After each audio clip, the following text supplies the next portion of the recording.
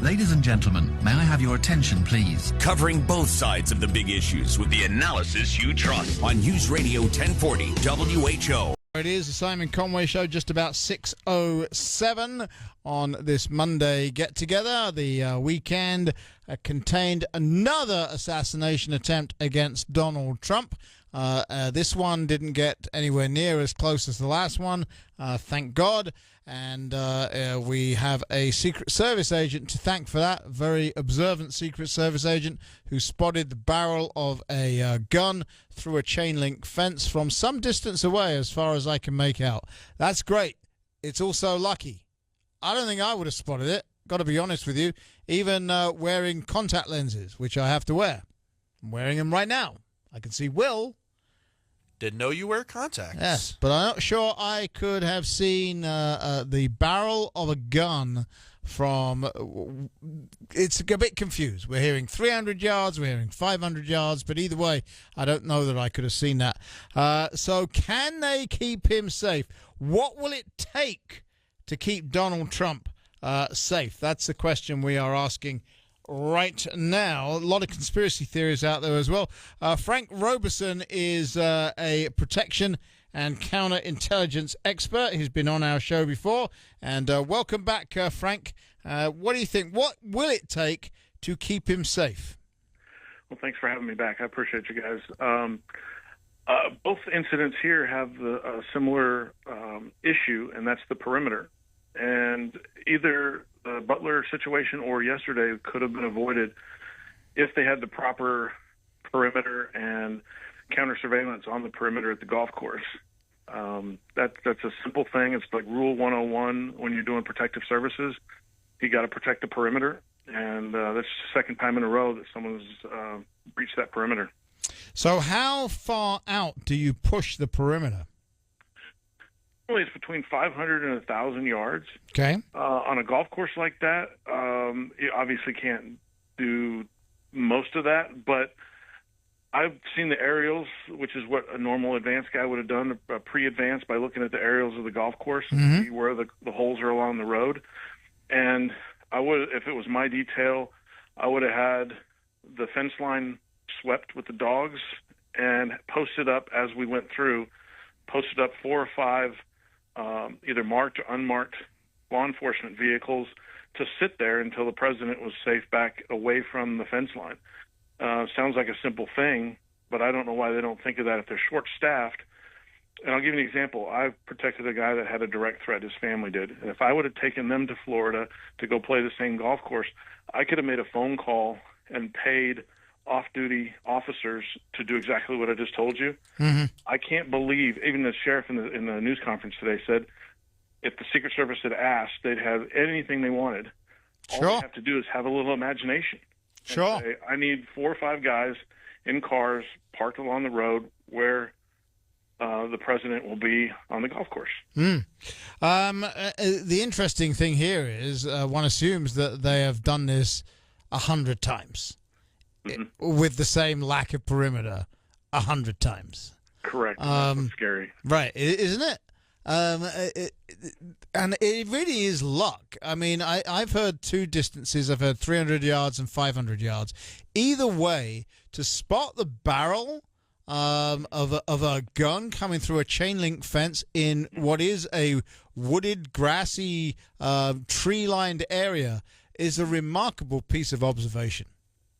So the 300 to 500 yards they're referring to is from where this shooter was to where President Trump was on the hole previous to that.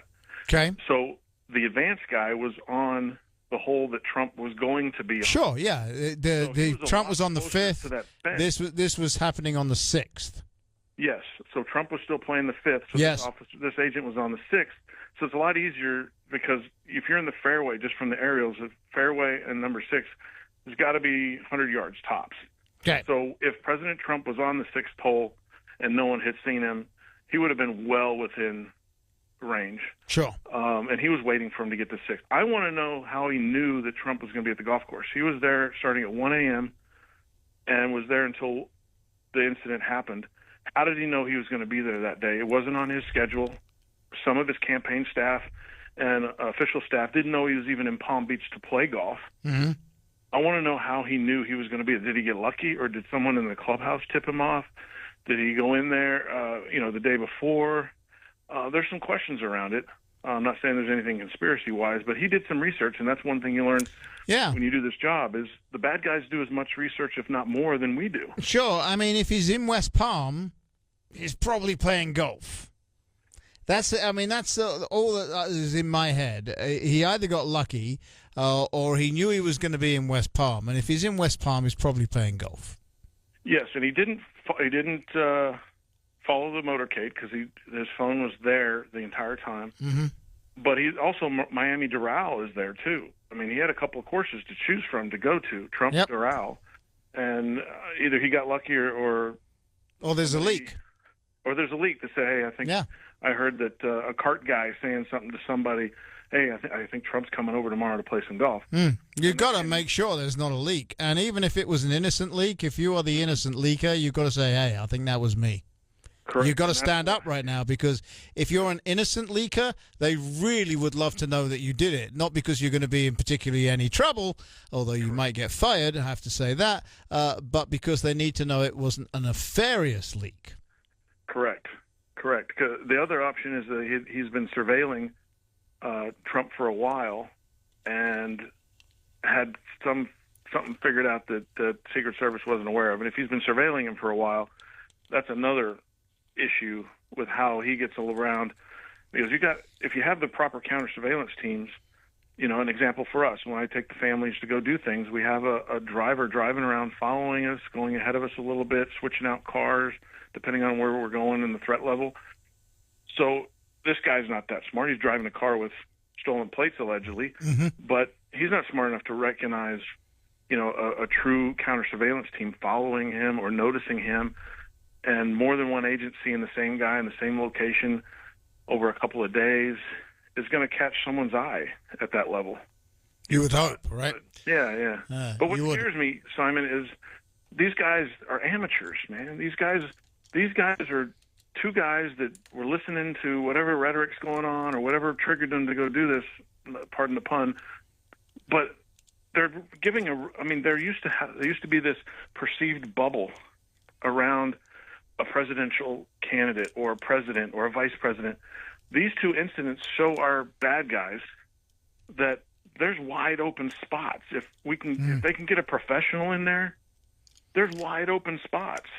Okay, but there's a few things here, right? Thing number one, we do need to know that there was no other involvement. I haven't heard anything about these encrypted foreign apps on the first. We don't name shooters on this show, by the way, so thank you for respecting that. On the first shooter's phone, there were these foreign encrypted apps. They were supposed to be breaking in. I haven't heard anything. I want to know what they are and what was on them. I want to know. I think it's important that we do know.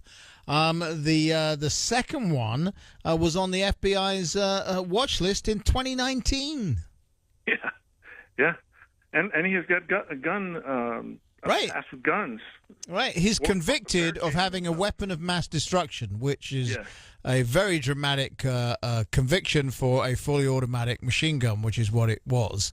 You'll do a lot of damage with that, but I don't know. When we think weapons of mass destruction, we're thinking nuclear, chemical, biological. That's what we're thinking. So it's an interesting charge, but that's what it was. We like to tell everybody what it was.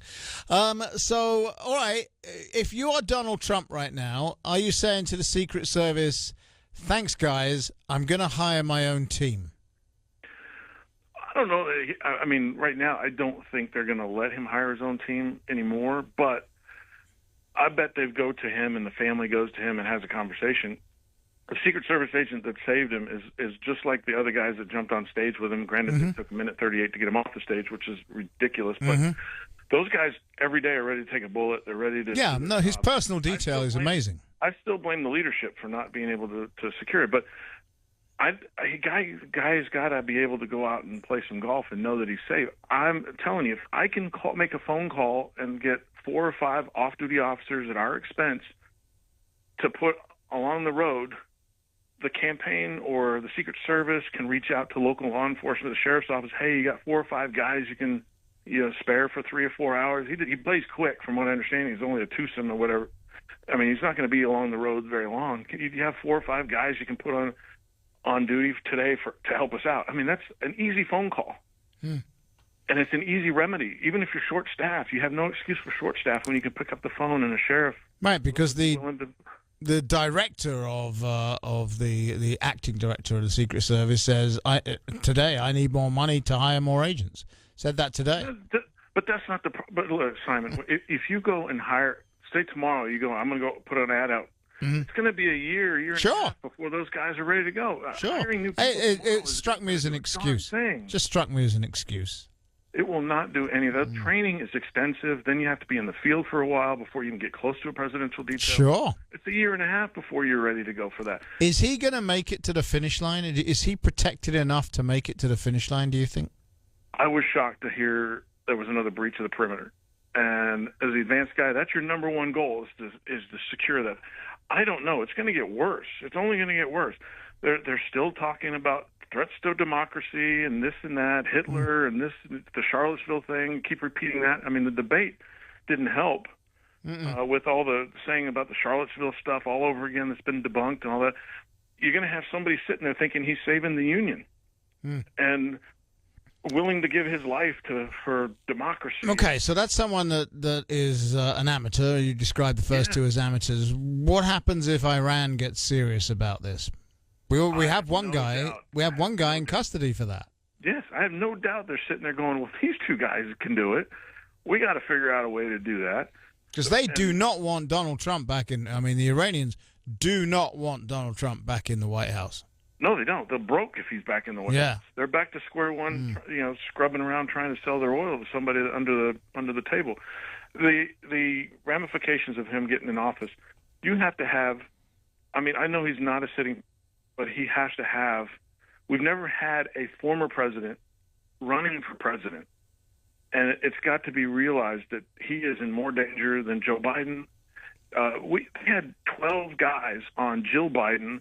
On the same weekend, they only had 4 guys on Trump and Butler. She doesn't have the threat that Donald Trump has. Nope.